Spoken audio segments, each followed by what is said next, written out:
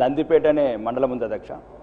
అక్కడ 1998లో ఇంటికి 5 రూపాయలు వసూలు చేసుకొని బస్సు డిపోకు 5.5 ఎకరా స్థలం కొనిచ్చినాం అక్క అధ్యక్ష. ఇంటికి 5 రూపాయలు వేసుకొని 1998 ఆ రోజు గౌరవనీయ మాజీ ముఖ్యమంత్రి అప్పటి రవాణా శాఖ మంత్రి శిలపలకం అక్కడనే ఉన్నది అధ్యక్ష, నందిపేటలో ఉన్నది.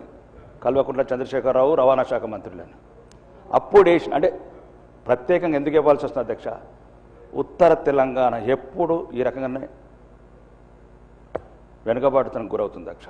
ఇంటికి 5 రూపాయలు వేసుకున్నాం అధ్యక్ష, బస్సులు వస్తాయి, బస్సు డిపో వస్తుందని. అది ఈరోజు చివరికి మా పరిస్థితి ఎంత అంటే 2 సంవత్సరాల నుంచి రవాణా శాఖ మంత్రికి ఎన్ని లెటర్లు ఇచ్చామో తెలియదు. ఒక్క నిమిషం అధ్యక్ష. చివరికి ప్రజలు రస్తారోకలు చేసి హైకోర్టుకి వెళ్ళారు అధ్యక్ష. మా పైసలు మాకు ఇప్పియండి, మా భూమి మాకు ఇప్పియండి, మళ్ళీ మీరు ఆర్టీసీ తాకట్టులు పెట్టుకొని డబ్బులు తెచ్చుకొని ఉస్నాబాదు మంతెన ములుగు మీరెందుకు కట్టుకుంటారు అధ్యక్ష మా పైసలతో? ఒకటి చెప్పిందేనండి, నేనేమంటున్నాను అధ్యక్ష, మేమేమంటున్నాము, ఇప్పుడు మాజీ శాసనసభ్యుడు సార్ 10 కోట్లు పెండింగ్ ఉంటే నేను వసూలు చేసి ఇచ్చాను అధ్యక్ష. 10 కోట్లు మా ఆర్మూర్కెళ్ళి డబ్బులు తీసుకొస్తే మీరెందుకు ఉండవద్దు అధ్యక్ష? మాకు బస్ డిపోలు వద్దు, బస్సులు వద్దు, బస్ స్టాండ్లు వద్దు, నక్సలిజం లేదు, చచ్చిపోయినరు, మళ్ళీ నక్సలిజం పంపిస్తారట్లా మీరు? ఇది ఒక అధ్యక్ష. Kudwanpur SC hostel BC hostel కూలిపోతున్నాయి అధ్యక్ష. ఎంతమందికి అని తిరగాల, ఎవరెవరిని అడగాల? అసలు ఎందుకు, అసలు నాకు ఈ శాసనసభలు ఎందుకు వచ్చి నాకు అర్థం కావట్లేదు. 6 నెలలకు 2 లక్షల జీతం తీసుకున్నాడు, 2 గన్మెన్లను పెట్టుకున్నాడు. ఈసారి సెక్రటరియట్ అధ్యక్ష మీరు దయచేసి మీరు అధ్యక్ష కొత్త ఏదైతే సెక్రటరీ ఉందో అధ్యక్ష మీరు వీడియో విజువల్ 200 సార్లు వెళ్ళాను అధ్యక్ష, ఒక్క మంత్రి ఉన్నాడు. మరి మళ్ళీ ఈ వాస్తు పిచ్చి ఇలా పట్టిందో తెలియదు. అధికారులు ఉండరు, ఎంతమందిని అడగాల, ఏమేం చేయాలా చెప్పండి, మీకు ఏమి ఇయ్యము.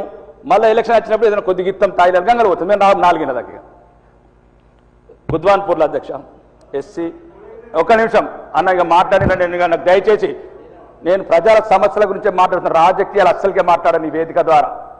ప్రజల సమస్యల గురించి చెప్పకపోతే ఎవరు మాట్లాడతారన్న సామాన్యుడి గురించి అధ్యక్ష? ఆర్మూర్లో జిరాయిద్ నగర్ ముస్లిం పిల్లలు ఉంటారు అధ్యక్ష, మొత్తం కూలిపోయింది, గోడలు కూలిపోయినాయి. జిరాయిద్ నగర్లో ఎంత రిక్వెస్ట్ 2,30,00,000 రిక్వెస్ట్. మరి ముస్లింలని జనజీవన దూరంలో వెళ్దామా? అట్లాంటి పరిస్థితులను నెట్టి వాళ్ళని ఏ వాదనకు తీసుకువెళ్దాం? మళ్ళీ తీవ్రవాదులు అంటారు, ఉగ్రవాదులు అంటారు, మళ్ళీ ఇట్లా చేస్తారు, రెచ్చగొడతారు, వాళ్ళతో కలిసి ఉంటారు, మళ్ళీ మా మీద విషయం చెబుతారు. నేనేమంటా అధ్యక్ష, చిన్న చిన్న సమస్యలు అధ్యక్ష, మేము ఏం అడుగుతలేము. ఆ హాస్టళ్ళు పిల్లలకు స్కూళ్ళు 2 కుద్వాన్పూర్లో ఆల్రెడీ ఎస్టిమేషన్స్ వచ్చినాయి అధ్యక్ష, బీసీ హాస్టల్, ఎస్సీ హాస్టల్.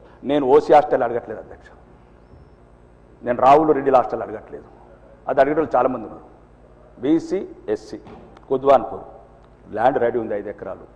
రెండోది జిరాయిత్ నగర్ ఒక ముస్లిం స్కూల్ అధ్యక్ష, చాలా వెనుకబడ్డది, అంత కూలిపోయింది సగం, ఎవరికి చెప్పుకోలేకపోతుంది అధ్యక్ష, నేను చెప్తున్నాను సామాన్యుల వశం. ఇంకా రెండోది అధ్యక్ష, ఈ స్కూల్స్లో శ్రీధర్ బాబు గారు నోటు చేసుకున్నారు అధ్యక్ష, ఎన్నిసార్లు నోటు చేసుకున్నారు అర్థమవుతుంది. ప్రతి ఒక్కరు నోటు చేసుకున్నారు, 2 సంవత్సరాల నుంచి నోట్ అయింది. ఆ నోట్ ఎక్కడ ఉందో తెలియదు, మాకేం అర్థం. మేమేమన్నాం అధ్యక్ష, ఆ రోజు మొత్తం స్కూళ్ళతో సహా చెప్పాను అధ్యక్ష, నేను విద్య గురించి మాట్లాడుతున్నాను అధ్యక్ష. 125 స్కూళ్ళలో ఎటువంటి మౌలిక వసతులు అధ్యక్ష. మళ్ళా మన కమటం అనే ఊరుకోతే 10th క్లాస్ చదివే అమ్మాయిలు అధ్యక్ష, ప్రిన్సిపల్ వచ్చి చెప్తున్నది ఆ టీచర్ హెడ్ మాస్టరు, బాత్రూమ్ లేదు సార్ ఏదైనా చేయండి. ఎక్కడికి వెళ్ళి చేస్తాం సార్? ఎవరికి చెప్పాలా, ఏమని చెప్పాలా చెప్పండి? ఇదే అయిపోయి మాకున్నదే 4-5 రోజులు పెట్టినరు, ఇక 2 సార్లు మాట్లాడాలి, మళ్ళీ మీరు దొరకరు లేనరు. అప్పుడేమో నోటు చేసుకున్నాడు, నోటెడ్ అన్నాడు, 20 కోట్లు. మీరు ప్రత్యేక కమిటీని పంపించారు అధ్యక్ష. రాగండి, ఇంటిగ్రేటెడ్ సంగతి తర్వాత చెప్తుండే, రాగండి